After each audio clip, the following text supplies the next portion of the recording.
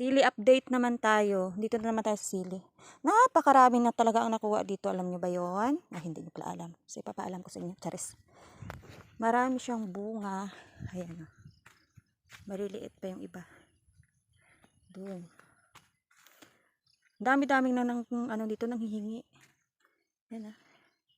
Tapos, everyday magulay ako. Kumukuha ako ng 5 piraso. Yan po. Naputol tuloy. Ilalagay ko ito mamaya.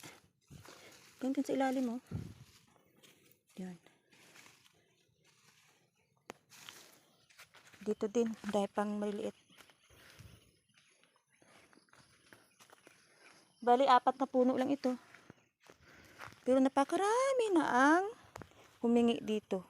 Pag nagkuha sila ito isang plastic. Ikot tayo dito banda.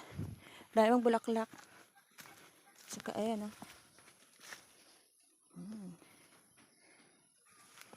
Ito yung sili na maganda gawing dynamite kasi malalaki siya. Oh, hindi pa to magulang. Pag talagang pwede na siyang harvest, mas malaki pa siya dito.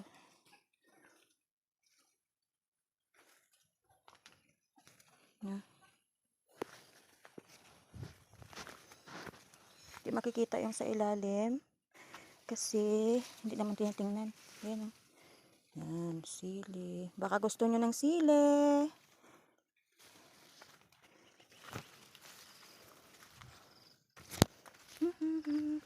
Maliban sa mga bunga niya, marami pa din siyang bulaklak ng ganda sa ano.